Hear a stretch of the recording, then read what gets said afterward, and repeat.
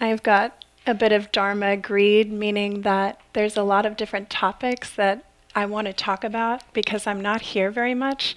So I really go through this very funny like hindrance of doubt and craving for, this kind of like multiple hindrance attack before I have to give a talk here because I want to talk about everything. So I had 4 different topics and I still came in and I have one talk that I was going to give, and then I decided, no, I really want to talk about something that we don't hear about a lot, I don't think, as lay practitioners, which is the topic of renunciation. It's kind of funny since I was having so much craving and greed of like all these different topics, and then I chose this topic, letting go, right? Renunciation, which is really about simplicity. And I'm teaching a class right now. That's a 7-week series where we're exploring this wise intention. A couple of you in the room are in that class, so I'm sorry if you have to hear some of the same things again. And wise intention in the Buddha's teachings, this is really about how when we have a practice of mindfulness and we're willing to actually look deeply into our own minds and hearts with this mindful attention, and mindfulness begins to make contact with our experience, the experience we're having all the time, but we're often not very present with, right? So the mind that's caught in those hindrances I was talking about, that's caught in craving or trying to get rid of something or just spacing out, that usual mind state, the reactive mind, or the mind that's wandering, as you all have heard by now. I'm sure that Harvard study that was done in 2010, the mind is wandering at least about half the time, 45% of the time, the mind is somewhere else, right? So when we're in that state, we're not really present with our experience and we don't see it so clearly. So part of what starts to happen when we have a mindfulness practice is that the mindfulness is now making contact with the experience that we're having all the time. We take something very simple like the breath in the body. It's automatic, it's always here, but we just don't usually pay attention to it with mindfulness, right? It's on autopilot, it's just happening. Or sounds. So it can seem really not that profound what we're doing. We're just being present with our experience as it's unfolding. But of course, it's actually very powerful to do this, to start to pay attention with mindfulness. And so as mindfulness makes contact with experience, the experience that's always here, but now we have this new quality of open, non-interfering, non-judgmental awareness of it. When that happens, insight begins to form. So in this teaching, when we're talking about wise intention, we're talking about how as mindfulness makes contact with our experience, it actually changes our view, right? So insight arises. Has anybody in here never had any kind of change in perception from meditation? This is something no one raises their hand, right?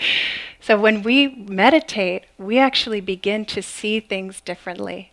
And in the Buddha's teachings, this is the first link in the Noble Eightfold Path, which is really actually a circular teaching. So the first link is wise view.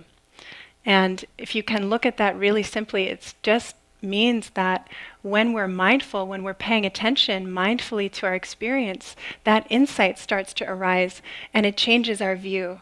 And that view changes our whole orientation often to like how we're living our lives, right? We want to practice more, we want to be more mindful in all of our lives. And so wise view is really like seeing things clearly. Like maybe before we were practicing mindfulness or meditating, maybe we didn't know so often what the cause of our stress or our suffering was. We were just stressed out. Then we sat down to meditate and we started to actually see like the ways in which the mind creates that. Yeah, all of our stories, our narratives, the habit again of trying to hang on to our experience or push it away, all the ways we try to manage. And then we begin to notice that this view gives rise to what is the second link in the teachings on the Eightfold Path, wise intention.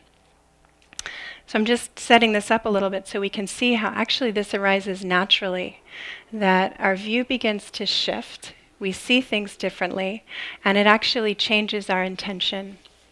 Right? So the Buddha taught 3 wise intentions, and maybe you've heard about this, especially since it's been the new year. I'm sure somebody's come in and taught about this a little bit.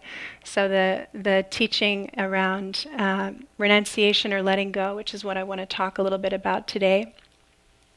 That's one intention.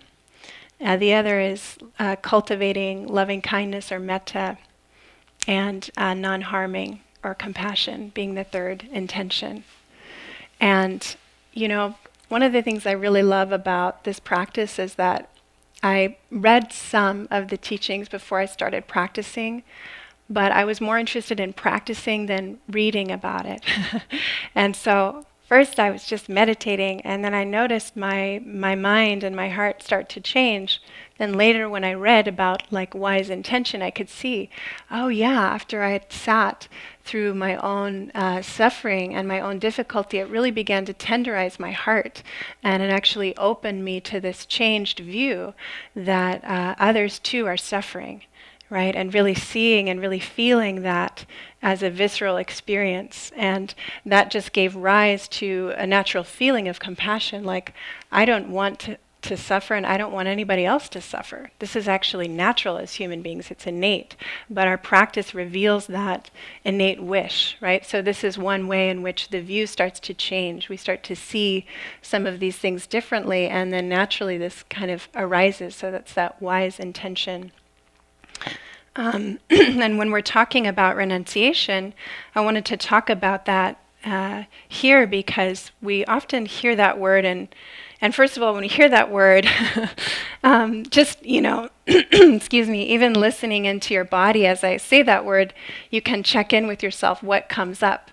Like, does it sound like you're getting rid of something? Does it sound like something that monastics practice, but it's not really relatable to you as a lay practitioner, as a householder? But it is relatable to all of us, actually, because when we're practicing renunciation, we're practicing letting go. And every person in this room is practicing that already because you're here and you're meditating. And so just to be here, you have to let go of something else that you could be doing to choose this instead. Right? And this is really the Buddha's teaching around renunciation, is that as our view starts to change and wisdom guides our actions more, instead of our intention or the volition coming from this reactive mind that is just going all over the place, chasing after what it thinks it wants, trying to get rid of what it doesn't want, spacing out when it's neutral, that instead we begin to really value the peace and the stillness that comes when we let go of fueling those habits of mind, right? Or when we let go of other habits of distraction, like outer distraction. So renunciation practice, letting go.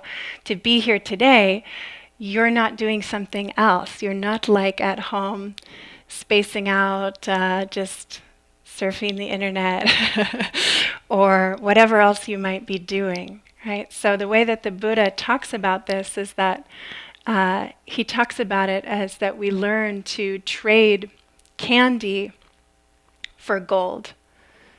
Right? So renunciation, it's about letting go of things that we might cling to or hold on to, that we think are going to do it for us, that maybe even in a moment kind of make us feel like a little bit better, but actually fuel further suffering or craving, really. So the mind thinks that by accumulating more or getting more of something, then we'll be happy.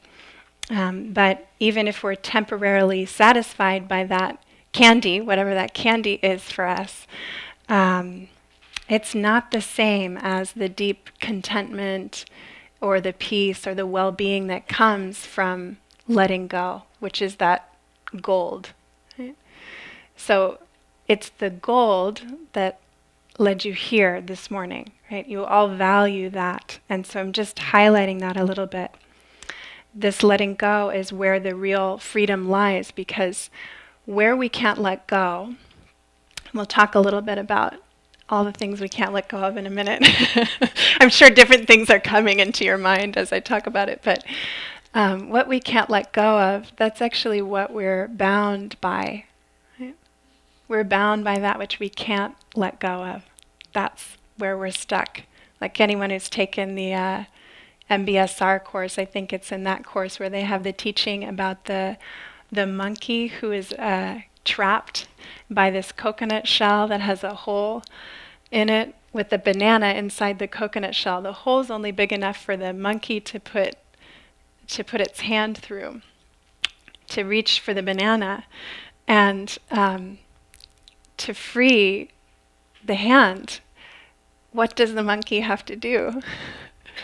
All it has to do is let go of the banana, and then we're free, right? But of course, it can't let go.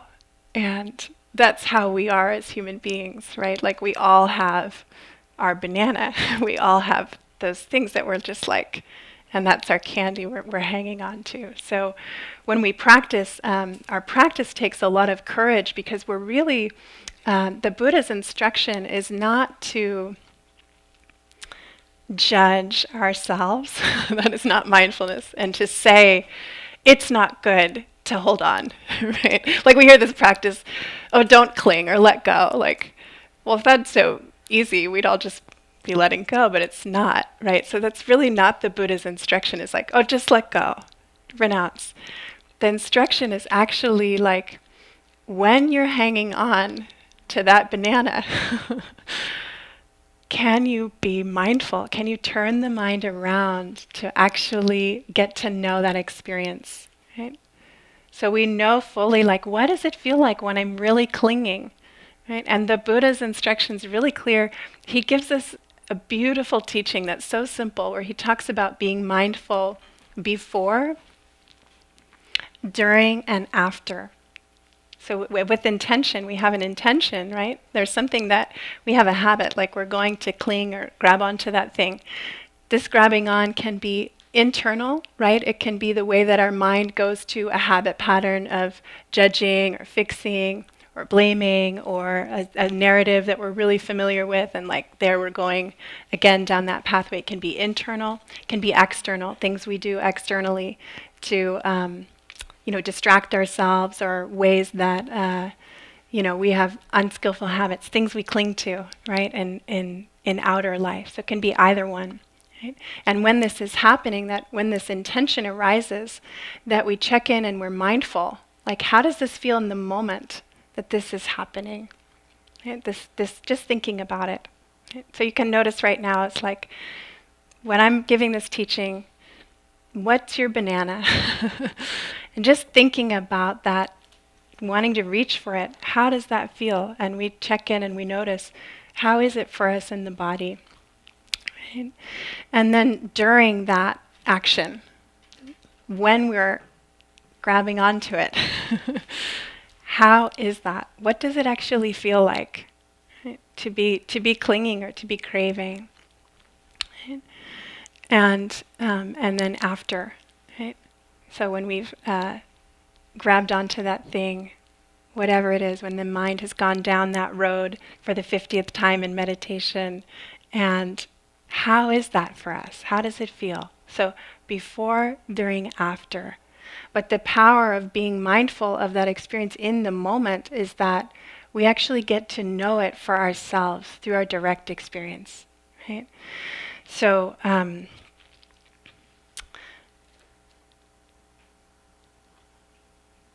the teaching that I love, this is from Joseph Goldstein. He offered this to us on the 3-month retreat I sat, where he talked about the wisdom of no. Right? The wisdom of no. This is renunciation. So renunciation is coming from the wisdom of staying mindful, staying present as we're hanging on to that banana, as we're reaching in and we're grabbing it, and we really are willing to like turn towards, what is this like? to be in this moment of clinging, of craving, right? And so that when the moment that the monkey decides to let go, right, of the banana, that's the wisdom of no, right? And so Joseph Goldstein describes this as the wisdom of no is really the expression of a free mind. Right? The wisdom of no is really the expression of a free mind. Right? So when you can let go of that banana, the mind is free, right? You were bound by what we're clinging to. That's where the mind gets narrow and fixated and tight. So this is the Buddha's instruction, like, check this out. Notice, how is it for you, right? And this is a quote from Bhikkhu Bodhi, which I really like about this. He, around clinging and how we let go of that. And this letting go, it's not accomplished by will alone. It's not accomplished by intellectual understanding, like getting it, okay. And it's not by judging, right? It's investigation. It's mindful investigation, loving presence. How is it, right, in this moment? So we start to keep our sense of craving company long enough with loving attention to get to know its nature. Right? And this is where the wisdom arises. It's the wisdom, not an intellectual understanding. It's that insight of really like knowing deeply, right, how it binds us. So Bhikkhu Bodhi says, so the problem arises of how to break the shackles of desire.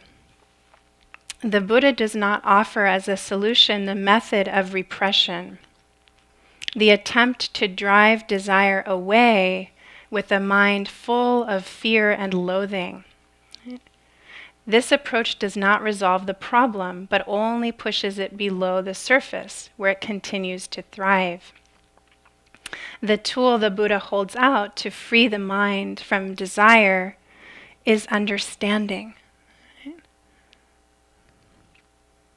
The tool the Buddha holds out to free the mind from desire is understanding. Right? Real renunciation is not a matter of compelling ourselves to give up things still inwardly cherished, but of changing our perspective on them so that they no longer bind us. Right? So to change our perspective on them, we have to hang out with what it's like. Right? We have to stay present and to be mindful in that moment. When we understand the nature of desire, when we investigate it closely with keen attention, desire falls away by itself without need for struggle. Right? So, looking at this, looking at how we get lost, right, in whatever our candy is, wherever we're clinging, wherever we're distracting ourselves. There's a lot of different ways to practice renunciation. When we talk about this in class, we talk a lot about the happiness of simplicity and the contentment that comes from that, and small ways we can practice this. Right? So we can hear this big teaching about renunciation and being with craving, but then we start to look at like, how do we actually practice that? And to do that, it's helpful to look at where are we filling our time, where are we filling our space. And I know Trudy talked last week about solitude and that difference between loneliness and solitude, and that's one of my favorite topics because it's very closely related to renunciation and letting go. Just looking at all the ways we fill our time and fill our empty moments, right? And there's a book that I've been reading, maybe some of you know this. This was actually published in 1955. It's called Gift from the Sea, and it's from Anne Morrow Lindbergh.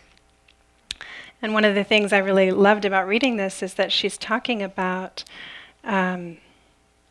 renunciation actually a lot in this book, letting go, and but letting go in service of living a more full life as a householder. Right? So this is the paradox of renunciation. When we let go, it's like everything is available to us. because when we're so busy interacting with our experience through the mind and trying to cling or crave or get more of, we're not actually present to receive it. Right? This is the irony, like we're trying to get more, but actually in letting go, then we can receive the beauty of our lives when we learn to let go of that habit of filling so often. And we often talk about, how many different kinds of communication we receive these days, how many different ways we can distract ourselves now. But actually, this has been forever the human condition, right? Throughout different periods of time. So here in 1955, she's writing from her particular point of view, of course, and perspective. And she's talking about the perspective of women from her point of view. She says, women who used to complain of loneliness need never be alone anymore. We can do our housework with soap opera heroes at our side. Even daydreaming was more creative than this. It demanded something of oneself, and it fed the inner life. Now, instead of planting our solitude with our own dream blossoms, we choke the space with continuous music, chatter, and companionship to which we do not even listen. It is simply there to fill the vacuum. When the noise stops, there is no inner music to take its place. We must relearn to be alone. So I brought that in because I thought it was really connected with what Trudy was sharing last week, and really connected with this principle of renunciation, which is, then it was, she gives the example, soap operas. Now there are so many ways that we can fill our moments with that kind of distraction. Right? So I was having a conversation with some Dharma friends about this, and there's so many ways we can practice. And there's one teaching once a week on Sunday, actually. Here we are on Sunday. Somebody I know takes a data Sabbath, meaning just like no computer, no cell phone, just not taking in information. Because for him, that's a big renunciation. The mind kind of likes that stimulation, right? We want to know what's happening. And that's a way to practice. Looking at, the way that we interact with our technology, like our screen time. This is a really interesting practice, isn't it? Really difficult practice. And we can feel that difference between, moments that maybe it's a moment of just resting, right? It's a moment of comfort versus that compulsion or that kind of addictive quality. So when we're talking about renunciation, anything we can use in that way. It's about the mind's relationship to the experience. One of my friends, when we were looking at this, he said, one of the things I'm really working on is that I've used work as a place for me of just filling the space. And actually for me, the relationship to it was addictive. There's this overworking, right? This quality of busyness, this compulsion to need to, I've got to do something. And that it really was coming from feeling that if I'm not doing something, if I'm not working, I'm not okay in that place of rest. Right? So renunciation, we're not just talking about people who give up everything and go and live, as a monastic. This is really not, as householders and as practitioners, we're looking at what's the mind's relationship to our experience. What are we using as that kind of distraction? And so for him, his intention is around letting go of using work as a place to numb, right? And actually getting comfortable in the discomfort of that letting go. It's like when you first let go of the banana, there's an absence there, right? Like the mind or the heart, or in this example, the hand, it's used to holding on to something. There's something there.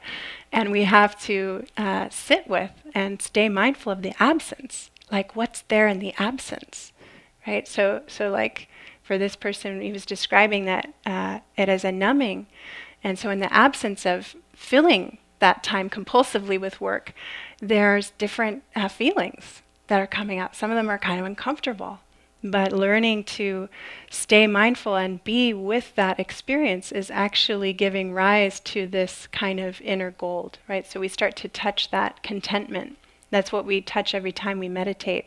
And we practice putting down our compulsion to follow the endless mind stream and all of its thoughts and to be completely habitually identified with all of that. That's a renunciation practice, right? We say thank you to the mind, but not now. And we come back and we actually let ourselves be nourished by the simplicity of just this moment, this breath, just being here now. Right? So really staying mindful the moments you do feel nourished by the absence of that compulsion to fill the space. That's something I found really helpful. And the Buddha also, again, gives this instruction to really pay attention when it feels wholesome, right? To pay attention to the feeling of the gold, of how restful it is to not have the mind be constantly looking and seeking and busying and filling that space, to actually let yourself receive the nourishment of that is very wholesome. Very, very helpful for us to learn to do that. I had a thought about this just a moment ago, and I got distracted. Someone was coming in, and I was, oh, hi, welcome.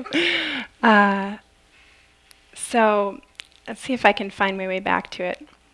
I write my talk here, but then I find my talk's usually here, and try to go back to the paper, but it's really more intuitive for me. So yeah, I think that moment, learning to be mindful when we feel the absence, there's a kind of arc that we have to go through, right? So it might be unpleasant or uncomfortable, the absence of that candy we're used to hanging on to. There's a reason, right? And this is, again, honoring our human nature. So again, the Buddha's just saying, investigate this. Investigate. Get curious. Be interested, right? For the purpose of alleviating our suffering, not for the purpose of judging ourselves for being human and being, it's natural that we grab onto things and that when we're in pain, we need different comforts. And so we're not saying, let go of that. Right, but we're looking at the mind's relationship when it's causing us suffering, when we're hanging on to that banana and it's trapping the mind and it's actually trapping us and we're bound by that, right, that clinging. And so staying present through that arc of this is uncomfortable, the absence of the banana, the empty hand, right, the empty moments, the moments of what's there underneath, staying with that, with compassion, with mindfulness, and then starting to touch what's on the other side. So now I remember my thought from earlier, which is that, on the other side of that, when you practice this, and you can continue reflecting what are the different ways you might renounce, and we can talk about this in a moment. I'll open it up for comments, for questions, and sharing. But when you practice this, and you practice the wisdom of no that I was sharing from Joseph Goldstein, one way I found this really helpful is to actually reflect on what you're saying yes to when you say no to X. What are you saying yes to? So we find out what we're saying yes to when we let go. That's the problem. The mind wants to know, what am I going to get? What am I going to get in exchange for this? And we want to know, we want to have everything, right? That phrase, we want to have our cake and eat it too. We want to know that, we're going to get something good on the other side. We don't want to go through the discomfort. We want to hang on to the banana and have this deep well-being that's beyond that clinging moment, right? But it's actually not how it works. So renunciation, we have to go through the process of putting the mind, this is why it's intention, we put the mind in that intention. I'm going to practice putting this down. Right? I'm really, really used to clinging to this cup. I'm going to practice, so we have the intention, I'm going to practice putting it down, right? And then once we put it down, we have to stay with that discomfort of the absence and notice what opens up in the absence. Right? What opens up when we stay present long enough through that moment to see what's on the other side. right? So we start to touch that gold, and this is how it feeds our wholesome intention. Because then we start to get a feel for that. Oh, it really feels good. A mind that is free from clinging and craving, right? It feels good to put that down, actually, right? And so, really, really, really interesting practice. I was just thinking about, I just was in Sri Lanka for a few weeks and practicing there at a monastery. And so the conditions were pretty austere because this is, nuns, not Tibetan, Theravadan Buddhist nuns practicing there. And I got there and my bed was like, kind of like this, with a mattress maybe about this thin. And, it was, I didn't have anything with me, any sheets. There were no sheets, pillows, just nothing like that. And it was really interesting because I watched my mind, kind of like, it wasn't just like, oh, fine, I was like, oh, I want like a blanket, and I want, and then at some point, like, it just adjusted to that was the reality, and without those things, it just wasn't an option. So then my mind was, kind of got creative, like, okay, it's fine. And then I used this scarf that my friend gave me, this I had traveling, and that was like my little blanket. And then I used this sweater as my pillow.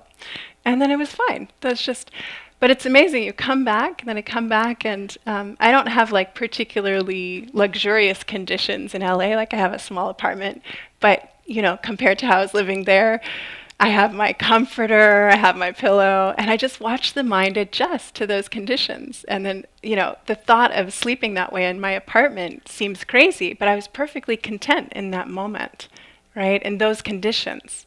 So to look at like the mind is actually much more flexible than we think, right? And we make it very complicated, all these things that we think we need, right? And feeding that mind. And that when we do that, it actually creates more suffering for us.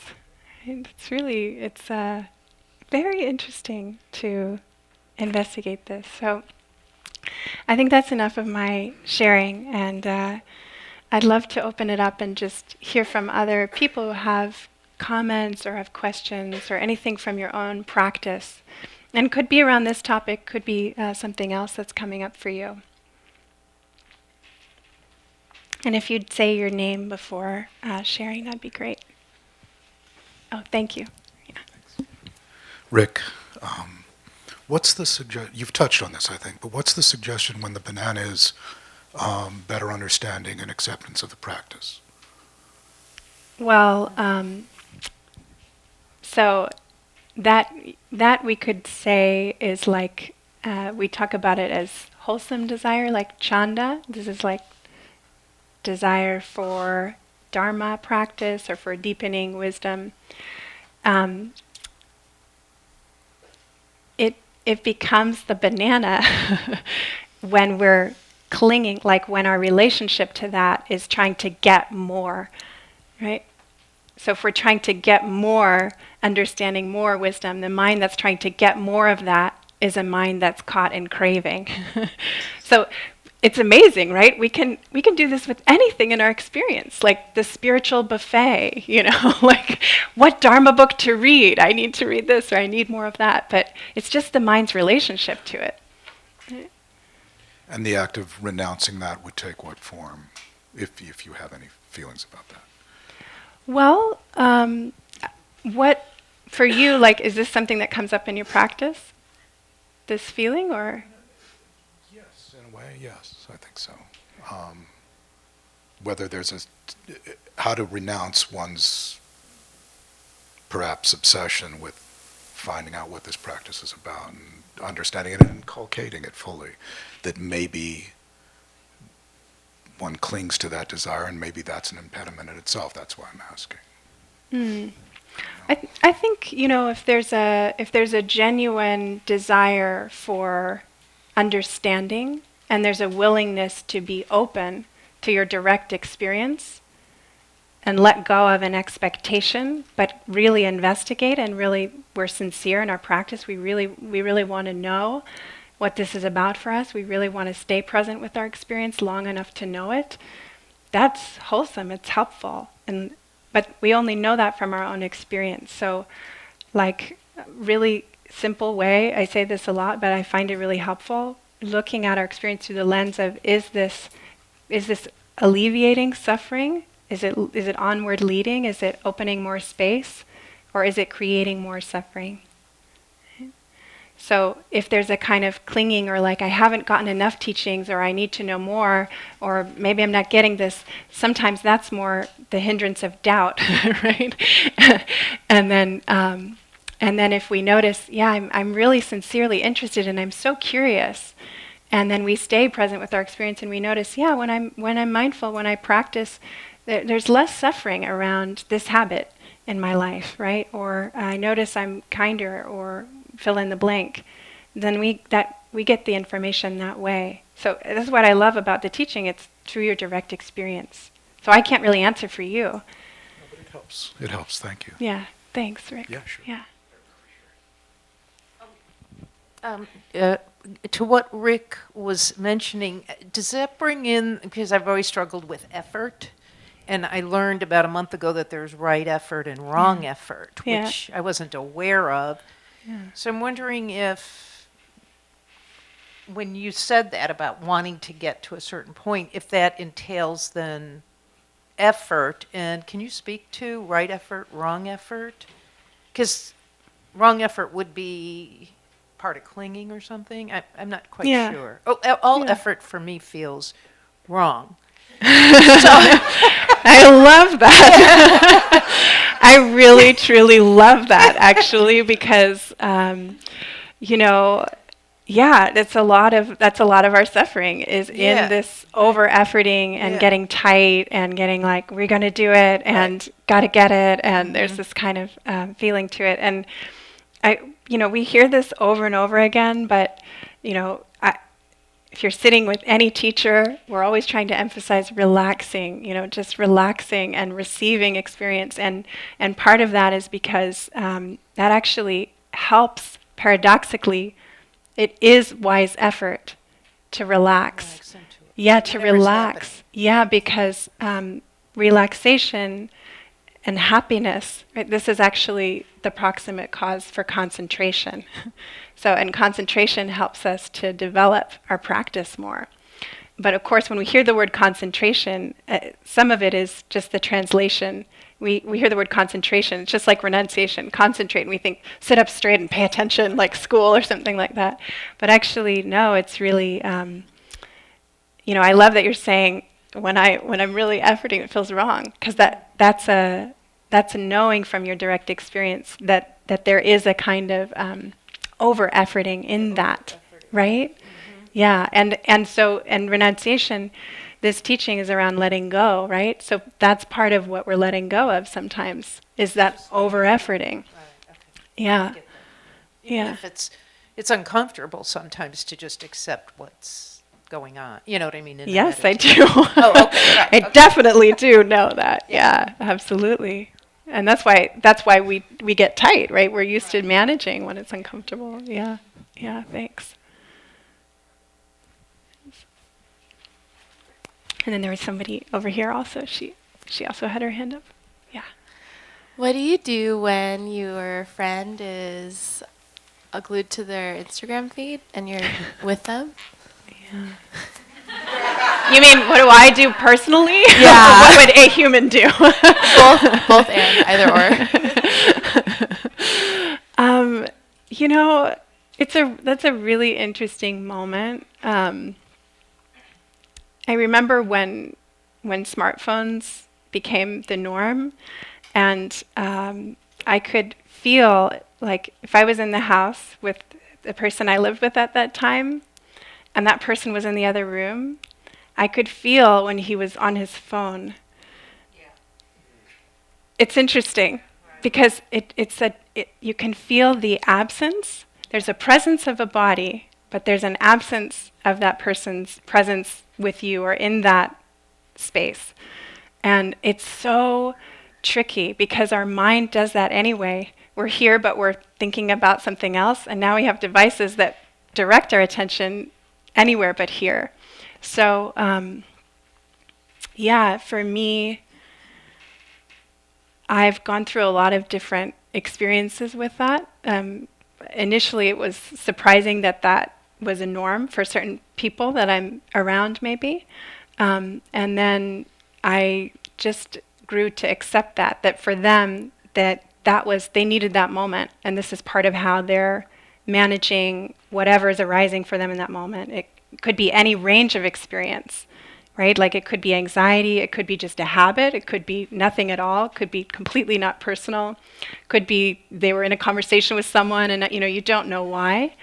But I think for me, it's a moment for me to just stay present with what comes up inside me when somebody else has to check out or go away. Like what happens for me, right? And I think for all of us, it's really interesting. Like, because sometimes somebody gets their phone out and then now it's just normal. Then you see other people around, oh, you're on your phone, okay, I'll be on my phone, and so there's that direction, or we could kind of see, and sometimes when I wouldn't be on my phone also, my presence would kind of be a reminder, like, oh, I'm still here. The person would pop back up and then, that would be, then they would put their phone down. So I have no idea if that's helpful. I'm just telling you what I've experienced with that. But I think, choosing kind of our values around that, how we want to be, that's really what we have a choice about, right? And then that can also inspire other people. Like when I heard my friend taking this data Sabbath, that inspires me, that renunciation practice. And I think, yeah, that's really great that, to have times where you decide, I want to have my phone off completely, or to have your own relationship to technology that's actually a choice, because so much of it is designed to not be a choice, to just be a habit. Yeah, very tricky. Yeah, thanks. Yeah. I just recently came across the idea that aversion is negative attachment. Mm. And it's really made me think a lot. Yeah. And especially about how attached I am to what causes aversion in me. Do you have any thoughts? I love that. I love that way of saying it. That because attachment and aversion are two sides of the same coin, and I've never heard it said exactly that way. That aversion is an expression of attachment. Say it again. Attachment to aversion. Well, aversion is negative attachment. Aversion is negative attachment. Yeah. I think that's very interesting. And we can watch that in our own minds. When there's a moment of aversion, it's not necessarily a problem. That it's just, again, our brains are wired that way. Like move away from unpleasant experience, aversion, right? Poisonous, don't eat it, or move towards pleasant, this kind of clinging. But I love that because negative attachment, that points out when the mind gets identified with that state of aversion, right, and how that fuels sometimes a whole view, or we get identified, we get attached.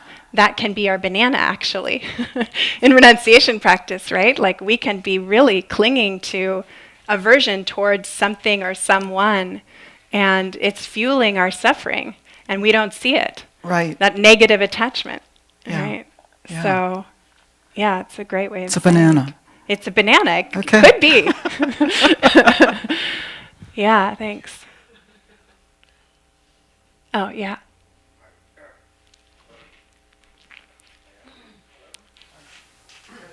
You got it? Okay. Back to where Rick was, is to me, and again, I'll put my 2 cents in, is that, we can always learn more and know more. So is it that letting go is, in a sense, being okay in the moment with what we understand right now. Because I could keep reading another paragraph or two 10 minutes later, and I know. Referencing his question. Yeah, in a sense, so. And I just was listening to a talk last night by Alan Watts on what they call woo-wei, W-U-W-E-I, which is forced effort, which was pretty wild to watch how we're trying to force things. But other than that, I don't really have a question. It's just a comment. Yeah. Thank you.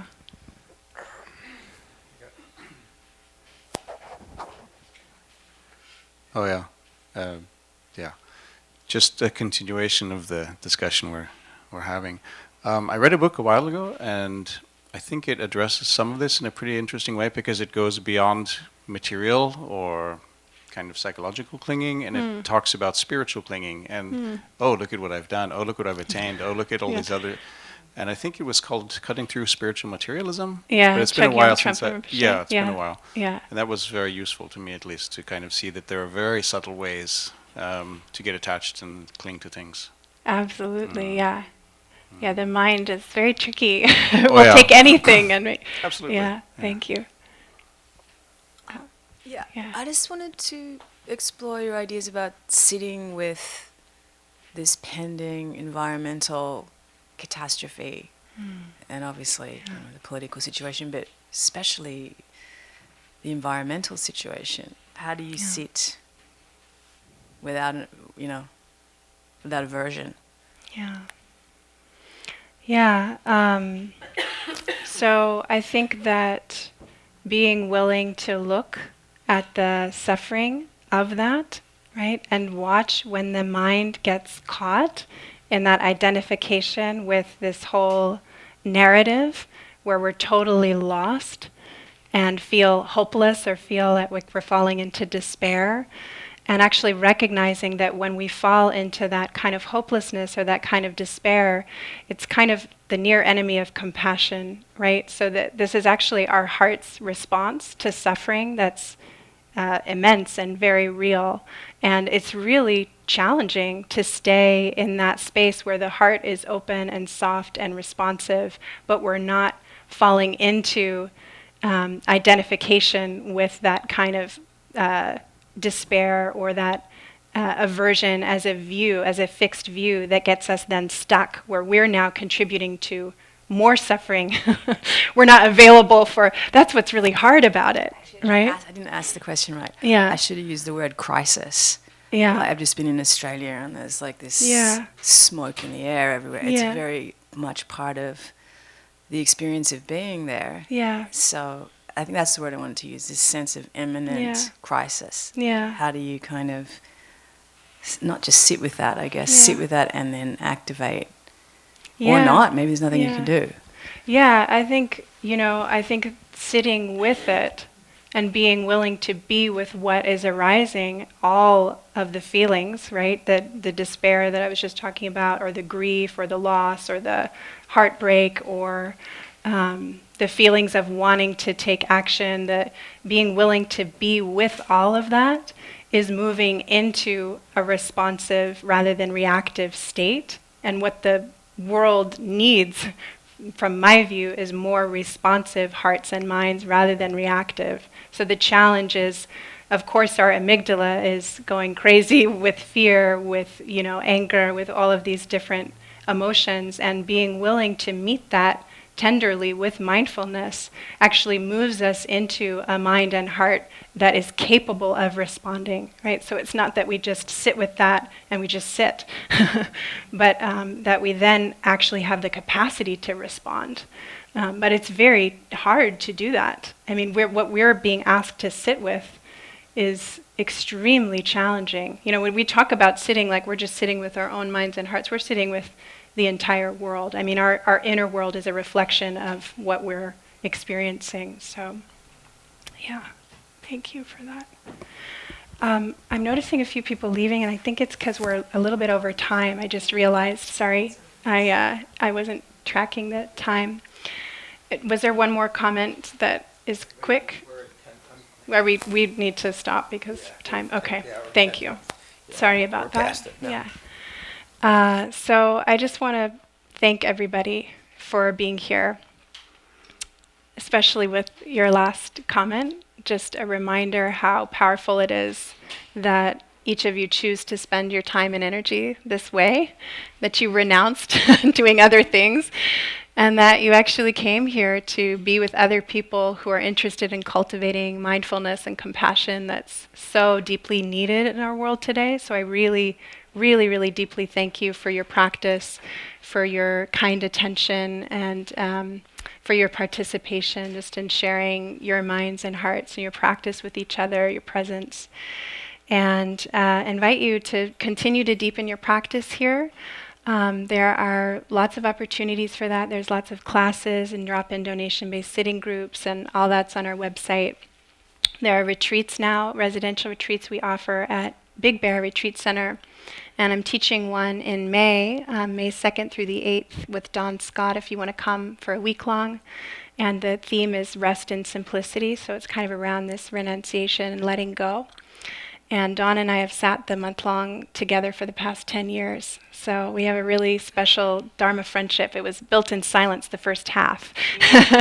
And now she's gone through the teacher training with Joseph at Insight Meditation Society. So it's our first opportunity to actually share our practice together from a place of spiritual friendship. So hope you can come and deepen your practice there or on any of the other wonderful retreats that we offer. And anything that you feel moved to give, we graciously appreciate your support in the form of dana, and you can leave that out there. Thank you so much, everybody. Enjoy your Sunday. Thank you.